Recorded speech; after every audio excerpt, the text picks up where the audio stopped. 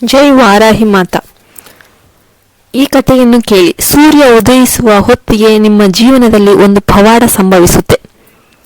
ಅಮ್ಮ ಹೇಳುತ್ತಾರೆ, ಯಾರಾದರೂ ನಮ್ಮ ಚಾನೆಲ್ ಅನ್ನು ಮೊದಲ ಬಾರಿಗೆ ನೋಡ್ತಾ ಇದ್ರೆ ದಯವಿಟ್ಟು ನನ್ನ ಚಾನೆಲ್ ಸಬ್ಸ್ಕ್ರೈಬ್ ಮಾಡಿ, ವಿಡಿಯೋನ ಲೈಕ್ ಮಾಡಿ, ನಿಮ್ಮ ಫ್ರೆಂಡ್ಸ್ ಆ್ಯಂಡ್ ಫ್ಯಾಮಿಲಿಗೆ ಶೇರ್ ಮಾಡಿ. ನಿಮಗೆ ಇಷ್ಟ ಆಗಿದೆ ದಯವಿಟ್ಟು ಒಂದು ಲೈಕ್ ಕೊಡೋದನ್ನು ಮರಿಬೇಡಿ. ಇದರಿಂದ ನಮ್ಮನ್ನು ಬೆಂಬಲಿಸಿದಂತೆ ಆಗುತ್ತೆ. ಫ್ರೆಂಡ್ಸ್, ಇದನ್ನು 10 ಜನರಿಗಾದರೂ ಶೇರ್ ಮಾಡಿ. ಮತ್ತು ಇಂದು ಅಮ್ಮ ವಾರಾಹಿ ಪ್ರಸ್ತುತಪಡಿಸಿದ ಕಥೆಯನ್ನ ಹೇಳೋಣ. ಹಿಂದೆ ಒಂದು ಹಳ್ಳಿಯಲ್ಲಿ ಶಿವದೇವ್ ಎಂಬ ಮನೆಯವರಿದ್ರು. ಅವರು ಶಿವನ ಮಹಾನ್ ಭಕ್ತರಾಗಿದ್ರು. ಪ್ರತಿದಿನ ಶಿವನು ತನ್ನ ಹಳ್ಳಿಯಲ್ಲಿರುವ ಶಿವನ ದೇವಸ್ಥಾನಕ್ಕೆ ಹೋಗ್ತಾ ಇದ್ನು. ಬರೀ ಕೈಗಳಿಂದ ಹೋಗುವ ಬದಲು ಚೆನ್ನಾಗಿ ಕುದಿಸಿ ತಣ್ಣಗಾದ ಹಾಲನ್ನು ದೇವಸ್ಥಾನಕ್ಕೆ ತೆಗೆದುಕೊಂಡು ಹೋಗ್ತಾ ಇದ್ದ. ಅದನ್ನು ಶಿವನಿಗೆ ನೈವೇದ್ಯವಾಗಿ ಅರ್ಪಣೆ ಮಾಡ್ತಿದ್ರು. ಭಕ್ತಿಯಿಂದ ಭಗವಂತನಿಗೆ ನಮಸ್ಕರಿಸಿ ನಂತರ ಹಾಲನ್ನು ಮನೆಗೆ ತೆಗೆದುಕೊಂಡು ಹೋಗ್ತಾ ಇದ್ರು. ಪ್ರತಿದಿನ ಅತ್ಯಂತ ಭಕ್ತಿಯಿಂದ ಶಿವನಿಗೆ ಹಾಲು ಅರ್ಪಿಸಿ ಭಗವಂತನನ್ನ ಪೂಜಿಸ್ತಾ ಇದ್ರು. ಒಂದು ದಿನ ಶಿವನು ತನ್ನ ಹೆಂಡತಿಯೊಂದಿಗೆ ತನ್ನ ನೆರೆಮನೆಯವನ ಬಳಿಗೆ ಹೋಗಬೇಕಾಯಿತು. ಹಾಗಾಗಿ ಭಕ್ತಿಯಿಂದ ಮಾಡುವ ಶಿವನಿಗೆ ಹಾಲು ಅರ್ಪಿಸುವ ಕೆಲಸ ಹೇಗಿರುತ್ತದೆ ಎಂದು ಅವನು ಯೋಚಿಸಿದನು. ಅವನು ಅದರ ಬಗ್ಗೆ ಯೋಚಿಸುತ್ತಿದ್ದಂತೆ ತನ್ನ ಕಿರಿಯ ಮಗಳನ್ನು ತನ್ನ ಬಳಿಗೆ ಕರೆದನು. ಅಪ್ಪ, ನಾವು ಹಳ್ಳಿಗೆ ಹೋಗುತ್ತಿದ್ದೇವೆ. ನಾವು ಹಳ್ಳಿಯಿಂದ ಹಿಂದಿರುಗುವವರೆಗೆ ಮನೆಯಲ್ಲೇ ಇರಿ. ನಾವು ಪ್ರತಿದಿನ ಮಾಡುವ ಇನ್ನೊಂದು ಪ್ರಮುಖ ಕೆಲಸ ಇದೆ. ನಾವು ಶಿವನ ದೇವಾಲಯದಲ್ಲಿ ಶಿವನಿಗೆ ಹಾಲು ಅರ್ಪಿಸ್ತಾ ಇದ್ವು. ನೀನು ಅದನ್ನೇ ಮಾಡಬೇಕು. ತಾಯಿ, ನಾವು ಉತ್ತಮ ಹಸುವಿನ ಹಾಲನ್ನು ಎಚ್ಚರಿಕೆಯಿಂದ ಕುದಿಸಿ ತಣ್ಣಗಾಗಿಸಿ ಅಳತೆ ಮಾಡಿ ಪಾತ್ರೆಯಲ್ಲಿ ಸುರಿದು ದೇವಸ್ಥಾನಕ್ಕೆ ಹೋಗಬೇಕು. ಅಲ್ಲಿ ನಾವು ಆ ಹಾಲನ್ನು ಭಗವಂತನಿಗೆ ಅರ್ಪಿಸಬೇಕು. ನೀನು ಹೋಗು ಕಂದ, ಇದು ನಮ್ಮ ನಿಯಮ. ತಾಯಿ, ಇದು ವ್ಯರ್ಥವಲ್ಲ. ಆಟವಾಡುತ್ತಾ ಮತ್ತು ಹಾಡುತ್ತಾ ಓಡಾಡಬೇಡ. ನಿನ್ನ ಸ್ನೇಹಿತರೊಂದಿಗೆ ಹಳ್ಳಿಯಲ್ಲಿ ಸುತ್ತಾಡಬೇಡ. ಮೊದಲಿನಿಂದಲೂ ನೀನು ಹೇಳಿದ್ದನ್ನು ಮಾಡು, ಮರೆಯಬೇಡ. ನನ್ನ ಚಿನ್ನ, ನೀನು ತುಂಬಾ ಒಳ್ಳೆಯವಳಲ್ವಾ ಅಂತ ತನ್ನ ಗಡ್ಡವನ್ನು ಹಿಡಿದು ಮಗಳಿಗೂ ಹಾಗೆಯೇ ಮಾಡುವಂತೆ ಒತ್ತಾಯಿಸುತ್ತಾ ಬೇಡಿಕೊಂಡನು. ಹೀಗಾಗಿ ದೇವಸ್ಥಾನಕ್ಕೆ ಹೋಗುವ ಕೆಲಸವನ್ನು ಮಗುವಿಗೆ ವಹಿಸಿದನು. ಶಿವನು ಒಪ್ಪಿದನು ಮತ್ತು ಊರಿಗೆ ಹೊರಟು ಹೋದನು. ಮರುದಿನ ಮಗು ತುಂಬಾ ಉತ್ಸಾಹದಿಂದ ಮತ್ತು ಸಂತೋಷದಿಂದ ಸ್ನಾನವನ್ನು ಮುಗಿಸಿತು. ಉತ್ತಮ ಹಸುವಿನ ಹಾಲನ್ನು ಕುದಿಸಿ ತಣ್ಣಗಾಗಿಸಿ ಸರಿಯಾದ ಪ್ರಮಾಣದ ಹಾಲನ್ನು ಅಳೆದು ಬಟ್ಟಲಿಗೆ ಸುರಿದು ಬಟ್ಟಲನ್ನು ಕೈಯಲ್ಲಿ ಹಿಡಿದು ಹಾಲಿನ ಮೇಲೆ ತಾನು ಕಟ್ಟಿದ ತೆಳುವಾದ ಬಟ್ಟೆಯನ್ನು ಮುಚ್ಚಿ ದೇವಾಲಯವನ್ನು ತಲುಪಿದಳು. ಅವಳು ಹಾಲಿನ ಬಟ್ಟಲನ್ನು ಗರ್ಭಗುಡಿಯಲ್ಲಿರುವ ಶಿವಲಿಂಗ ವಿಗ್ರಹದ ಮುಂದೆ ಇಟ್ಟಳು. ಅವಳು ತನ್ನ 2 ಕೈಗಳನ್ನ ಮೇಲಕ್ಕೆತ್ತಿ ಸ್ವಾಮಿಗೆ ಮುತ್ತಿಟ್ಟಳು. ಹಾಲಿನ ಕಡೆಗೆ ಕೈ ತೋರಿಸುತ್ತಾ, ಶಿವಯ್ಯ, ಇಗೋ ಹಾಲು, ನಾನು ನಿನಗಾಗಿಯೇ ತಂದಿದ್ದೇನೆ ಸ್ವಾಮಿ, ದಯವಿಟ್ಟು ಬಾ ಎಂದಳು. ಅವಳು ಶಿವನನ್ನು ನೋಡಿ, ಅವನು ನನ್ನ ಮುಂದೆ ನಿಂತಿದ್ದರೆ ಅವನು ಅದನ್ನು ಹೇಗೆ ಕುಡಿಯಬಹುದು ಎಂದಳು. ಅವಳು ಪಕ್ಕಕ್ಕೆ ಸರಿದು ಸ್ವಲ್ಪ ಹೊತ್ತು ನಿಂತಳು. ಅವಳು ಅದನ್ನು ಹಾಗೆಯೇ ನೋಡುತ್ತಲೇ ಇದ್ದಳು. ಸ್ವಲ್ಪ ಸಮಯದ ನಂತರ ಅವಳು ಬಂದು ಬಟ್ಟಲಿನಲ್ಲಿರುವ ಹಾಲನ್ನು ನೋಡಿದಳು. ಬಟ್ಟಲಿನಲ್ಲಿರುವ ಹಾಲನ್ನು ವಿಚಿತ್ರವಾಗಿ ನೋಡಿದಳು. ಶಿವಯ್ಯ, ನೀನು ಹಾಲು ಕುಡಿದಿಲ್ಲವೇ? ನಾನು ಅದನ್ನು ನಿನಗಾಗಿಯೇ ತಂದಿದ್ದೇನೆ. ಅದನ್ನು ಕುಡಿದರೆ ಏನು ತೊಂದರೆ?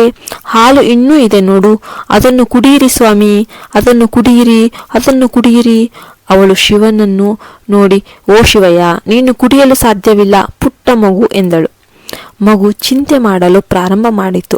ಅಮ್ಮ ಮತ್ತು ಅಪ್ಪ ಅವನಿಗೆ ಹೋಗಲು ಹೇಳಿದರು. ನಾನು ಅವರು ಹೇಳಿದಂತೆ ಮಾಡಿದೆ. ಏನು ತಪ್ಪಾಯಿತು? ಶಿವ ಇಂದು ಹಾಲು ಏಕೆ ಕುಡಿಯುತ್ತಿಲ್ಲ? ಅದಕ್ಕಾಗಿಯೇ ಮಗು ಹೆದರುತ್ತಿತ್ತು. ಶಿವ ಹಾಲು ಕುಡಿಯದಿದ್ದರೆ ನನ್ನನ್ನು ಅಪ್ಪ ಅಮ್ಮ ಹೊಡೆಯುತ್ತಾರೆ.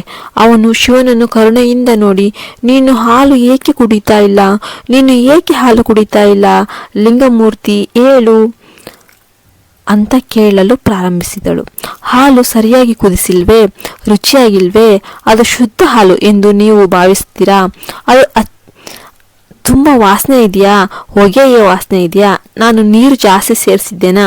ಹಾಲು ಏನಾದರೂ ಚೆನ್ನಾಗಿಲ್ವಾ?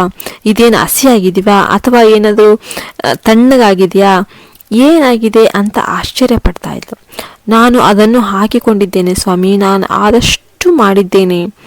ನೀವು ಏಕೆ ಹಾಲನ್ನು ಕುಡಿತಾ ಇಲ್ಲ? ನೀವು ಕೋಪಗೊಂಡಿದ್ದೀರಾ? ನೀವು ಅದನ್ನು ಏಕೆ ಕುಡಿತಾ ಇಲ್ಲ? ಪರಮಶಿವ ಪ್ರತಿಭಟಿಸಲು ಪ್ರಾರಂಭಿಸಿದಳು. ಇದು ಏನು ಹಿಂಸೆ? ನಿಮಗೆ ಹಸಿವಾಗಿದೆಯೇ ಅಥವಾ ಏನಾದರೂ ಸಮಸ್ಯೆನಾ? ನೀವು ಬಾಯಿ ತೆರೆದು ಏನಾದರೂ ಹೇಳಿ. ನೀವು ಬಟ್ಟೆಗಿಂತ ಹೆಚ್ಚು ಕುಡಿದರೆ ನಾನು ತೃಪ್ತನಾಗುತ್ತೇನೆ ಎಂದು ಹೇಳಬೇಕು. ಮಗು ಪರಮಶಿವನನ್ನು ಬೇಡಿಕೊಂಡಿತು. ನೀವು ಹಾಲು ಕುಡಿಯದಿದ್ದರೆ ನನ್ನ ತಾಯಿ ಮತ್ತು ತಂದೆ ನನ್ನನ್ನು ಹೊಡೆಯುತ್ತಾರೆ. ನೀವು ನನ್ನನ್ನು ಹಾಗೆ ಹೊಡೆಸುತ್ತೀರಾ? ನನ್ನ ಮೇಲಿನ ಪ್ರೀತಿಯಿಂದ ನೀವು ಅದನ್ನು ಕುಡಿಯುವುದಿಲ್ಲವೇ? ನಿಜವಾಗಿಯೂ ನೀವು ಏನನ್ನಾದರೂ ಮನಸ್ಸಿನಲ್ಲಿಟ್ಟುಕೊಂಡು ಇದನ್ನು ಸಾಧಿಸ್ತಾ ಇದ್ದೀರಾ? ಇವುಗಳನ್ನು ಹೊರತುಪಡಿಸಿ ನಿಮಗೆ ಇನ್ನೇನಾದರೂ ಅಗತ್ಯವಿದ್ದರೆ ನಾನು ಅದನ್ನು 1 ನಿಮಿಷದಲ್ಲಿ ನಿಮಗೆ ತರುತ್ತೇನೆ, ಹೇಳಿ. ಆದರೆ ಕುಡಿಯದೆ ನನ್ನನ್ನು ಅಳುವಂತೆ ಮಾಡಬೇಡಿ. ಲಿಂಗಮೂರ್ತಿ, ಮಠದಲ್ಲಿ ಪಾಯಸ ತಿನ್ನುತ್ತೀಯಾ? ನಾನು ನಿಮ್ಮನ್ನು ವೀರಭದ್ರ ಹಬ್ಬಕ್ಕೆ ಕಳಿಸುತ್ತೇನೆ. ನನ್ನ ತಂದೆ, ನನ್ನ ತಾಯಿ, ನನ್ನ ಶಿವ, ನೀನು ಕುಡಿಯುತ್ತೀಯಾ?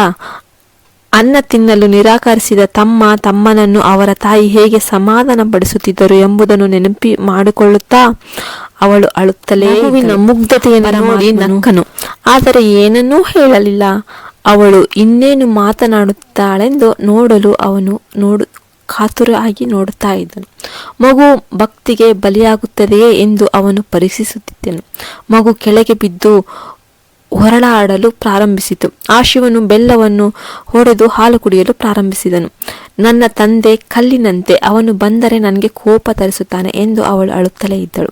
ಅವಳು ಸ್ವಾಮಿಯನ್ನು ನೋಡಿ, ನನ್ನ ಜನರು ನನ್ನನ್ನು ಕೊಲ್ಲುತ್ತಾರೆ. ನೀವು ಈ ಹಾಲು ಕುಡಿಯದಿದ್ದರೆ ನನ್ನ ಜನರು ನಾನು ತಪ್ಪು ಮಾಡಿದ್ದೇನೆ ಎಂದು ಹೇಳಿ ನನ್ನನ್ನು ಒಡೆಯುತ್ತಾರೆ ಎಂದು ಹೇಳಿದಳು. ಈ ಕೆಲಸದಲ್ಲಿ ಒಂದು ಅಡಚಣೆ ಇದೆ ಎಂದು ಅವರಿಗೆ ತಿಳಿದರೆ ನನ್ನ ತಂದೆ ಪದೇ ಪದೇ ಹೇಳ್ತಾ ಇದ್ರು, ನಿಮ್ಮ ಮುಂದೆ ಇಲ್ಲಿ ಸಾಯುವುದಕ್ಕಿಂತ ಅವರ ಕೈಯಲ್ಲಿ ಸಾಯುವುದೇ ಉತ್ತಮ ಅಂತ. ಅವಳು ಶಿವಲಿಂಗದ ಮೇಲೆ ತಲೆ ಇಟ್ಟು ಅಳುತ್ತಾ, ಸರ್ವೇಶ್ವರ, ಒಂದು ಕ್ಷಣವೂ ನಿಲ್ಲದೆ ಮಗುವನ್ನು ನಿಲ್ಲಿಸಿ ಮಗುವಿನ ಮುಂದೆ ನಿಂತು ಬಟ್ಟಲನ್ನು ತೆಗೆದುಕೊಂಡು ಎಲ್ಲ ಹಾಲನ್ನು ಕುಡಿದರು. ಮಗು ತುಂಬ ಸಂತೋಷದಿಂದ ಹಾರಿತು. ಶಿವನು ಕಾಣಿಸಿಕೊಂಡಿದ್ದಕ್ಕೆ ಮಗುವಿಗೆ ಸಂತೋಷವಾಯಿತು. ಆದರೆ ಅವನ ರೂಪ ಅಪರೂಪ ಎಂದು ಮಗುವಿಗೆ ತಿಳಿದಿರಲಿಲ್ಲ. ಅವನನ್ನು ದೇವರು ಎಂದು ಕರೆದರೆ ಅವನು ಮಾತನಾಡುತ್ತಿದ್ದನು. ಅವನಿಗೆ ಕೊಟ್ಟ ಎಲ್ಲವನ್ನೂ ತಿನ್ನುತ್ತಿದ್ದನು ಮತ್ತು ನಮ್ಮ ಮಾತು ಕೇಳುತ್ತಿದ್ದನು. ಮಗುವಿನ ತಂದೆ ಅನಿರೀಕ್ಷಿತವಾಗಿ ಒಂದು ದಿನ ಪ್ರಯಾಣ ಮಾಡಿದ್ದಕ್ಕೆ ಮಗುವಿಗೆ ಸಂತೋಷವಾಯಿತು. 4-5 ದಿನಗಳು ಹೀಗೆಯೇ ಕಳೆದವು. ಮಗು ಪ್ರತಿದಿನ ಹಾಲು ತಂದು ಶಿವನಿಗೆ ವರದಿ ಮಾಡುತ್ತಿತ್ತು. ಶಿವನಿಗೆ ಅದು ಇಷ್ಟವಾಗುತ್ತಿತ್ತು. ಪ್ರತಿದಿನ ಅವನು ಹಾಲು ತರ್ತಾ ಇದ್ದನು, ಕೊಡ್ತಾ ಇದ್ದನು, ಕುಡಿತಾ ಇದ್ದನು. ಒಂದು ದಿನ ಹಳ್ಳಿಗೆ ಹೋಗಿದ್ದ ಅವನ ಹೆತ್ತವರು ಹಿಂದಿರುಗಿದರು. ಆ ಸಮಯದಲ್ಲಿ ಮಗು ಶಿವನಿಗೆ ಹಾಲು ಕೊಟ್ಟ ಮನೆಗೆ ಬರ್ತಾ ಇತ್ತು. ಅವಳು ಮೇಲಕ್ಕೆ ಮತ್ತು ಕೆಳಕ್ಕೆ ಹಾರಿದಳು. ಅಷ್ಟರಲ್ಲಿ ಶಿವನು ಮಗುವಿನ ಕೈಯಲ್ಲಿ ಹಾಲಿನ ಬಟ್ಟಲನ್ನು ನೋಡಿದನು. ಬಟ್ಟಲಿನಲ್ಲಿ ಹಾಲು ಇರಲಿಲ್ಲ. ಅವನು ಅವಮಾನದಿಂದ, ನೀನು ಎಲ್ಲಿಗೆ ಹೋಗಿದ್ದೀಯಾ ಎಂದು ಕೇಳಿದನು. ಮಗುವು ದೇವಸ್ಥಾನದಲ್ಲಿ ಶಿವನು ಹಾಲು ಕುಡಿಯುವ ಬಗ್ಗೆ ಎಲ್ಲವನ್ನೂ ಹೇಳಿದಳು. ಶಿವನು ಮಗುವಿನ ಮಾತುಗಳನ್ನು ನಂಬಲಿಲ್ಲ. ಹಾಲು ಕುಡಿಯುವುದರ ಅರ್ಥವೇನು? ನೀನು ಸುಳ್ಳು ಹೇಳ್ತೀಯಾ? ಶಿವನ ಹೆಸರು ಹೇಳಿ ನೀನೇ ಕುಡಿದಿದ್ದೀಯಾ ಅಲ್ವಾ ಅಂತ ಹೇಳಿದ. ಸತ್ಯ ಹೇಳು ಅಂತ ಹೇಳಿದ. ಅವನು, ನಾನು ಶಿವನಿಗೆ ಮಾಡಿದ ಪ್ರತಿಜ್ಞೆಯನ್ನು ನೀನು ಮುರಿದಿದ್ದೀಯಾ ಅಂತ ಹೇಳಿದ ಮತ್ತು ಕೋಪದಿಂದ ತನ್ನ ಮಗಳಿಗೆ ಅವ್ಯಾಚ್ಯ ಪದಗಳನ್ನು ಹೇಳಿದ. ಮಗು ಎಷ್ಟೇ ಹೇಳಿದರೂ ಕೂಡ ಶಿವನು ಮಗುವಿನ ಮಾತುಗಳನ್ನು ನಂಬಲಿಲ್ಲ. ಮರುದಿನ ಮಗುವು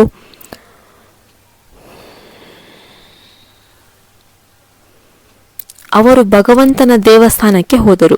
ಪ್ರತಿದಿನದಂತೆ ಮಗುವು ಹಾಲನ್ನು ಶಿವನ ಮುಂದೆ ಇಟ್ಟಿತು. ಲಿಂಗವು ಅವನನ್ನು ಕರೆದು, ದಯವಿಟ್ಟು ಬಾ ಸ್ವಾಮಿ. ಭಗವಂತನು ಉತ್ತರಿಸಲಿಲ್ಲ. ಆಗ ಶಿವನಿಗೆ ಸಮಾಧಾನವಾಗಲಿಲ್ಲ. ಆ ದಿನ ಹಾಲು ಕುಡಿದಿದ್ದ ಶಿವ ಅದನ್ನು ಕುಡಿಲಿಲ್ಲ. ಅವನನ್ನು ನೋಡಲೂ ಇಲ್ಲ. ನಿನ್ನ ತಂದೆಗೆ ಸುಳ್ಳು ಮಾತುಗಳಿಂದ ನೀನು ಹೇಗೆ ಮೋಸ ಮಾಡಬಲ್ಲೆ? ಪಾಪಿ, ನೀನು ಎಷ್ಟು ಕತೆಗಳನ್ನು ಹೇಳಿ ಅವನಿಗೆ ಮೋಸ ಮಾಡ್ತೀಯಾ? ಶಿವನಿಗೆ ಎಷ್ಟು ದ್ರೋಹ ಮಾಡ್ತೀಯಾ ನೀನು? ಶಿವನಿಗೆ ತಂದ ಹಾಲನ್ನು ನಿನ್ನ ಹೊಟ್ಟೆಗೆ ಹಾಕ್ಕೊಂಡಿದ್ಯಾ?